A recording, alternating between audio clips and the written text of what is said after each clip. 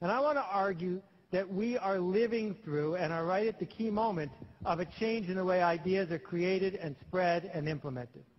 We started with the factory idea, that you could change the whole world if you had an efficient factory that could churn out change. We then went to the TV idea that said if you had a big enough mouthpiece, if you could get on TV enough times, if you could buy enough ads, you could win. And now we're in this new model of leadership, where the way we make change is not by using money or power to lever a system, but by leading. So let me talk about the three cycles. The first one is the factory cycle. Henry Ford comes up with a really cool idea.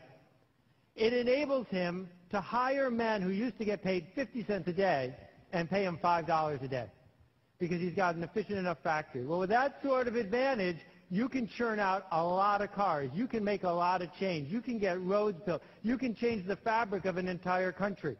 That the essence of what you're doing is you need ever cheaper labor and ever faster machines. And the problem we've run into is we're running out of both, ever cheaper labor and ever faster machines. So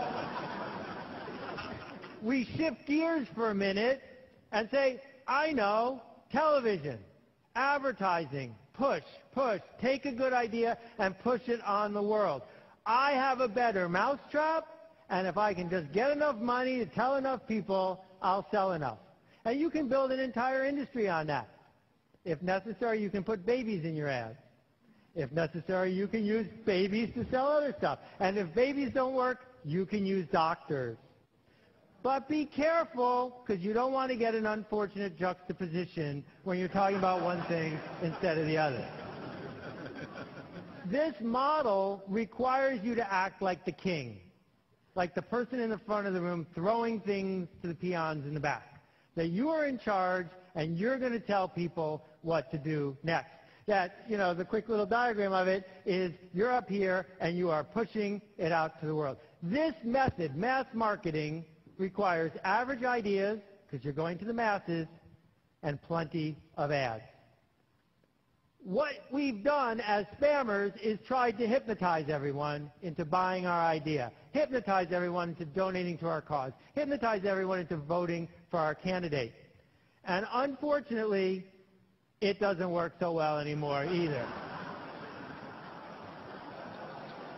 But there's good news around the corner, really good news. I call it the idea of tribes. What tribes are is a very simple concept that goes back 50,000 years.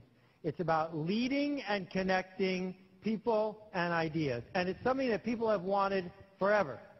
Lots of people are used to having a spiritual tribe or a church tribe, having a work tribe, having a community tribe. But now, thanks to the internet, thanks to the explosion of mass media, thanks to a lot of other things that are bubbling through our society around the world, tribes are everywhere.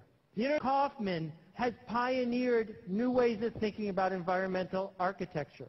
She doesn't do it by quietly building one house at a time. She does it by telling a story to people who want to hear it, by connecting a tribe of people who are desperate to be connected to each other, by leading a movement and making change.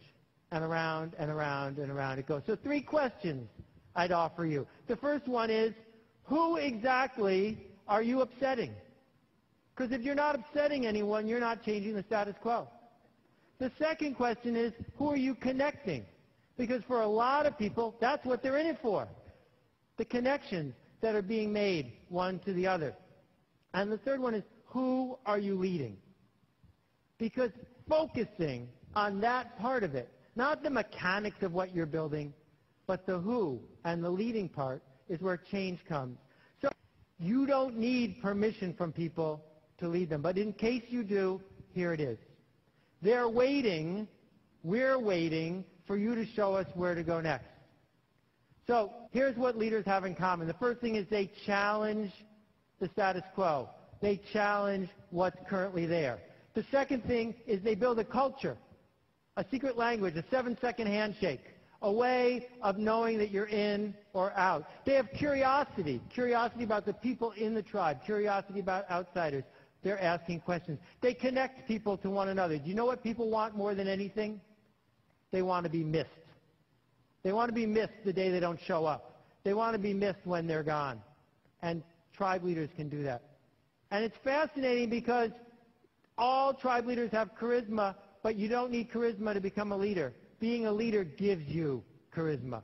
And if you look and study the leaders who have succeeded, that's where charisma comes from the leading. And finally, they commit.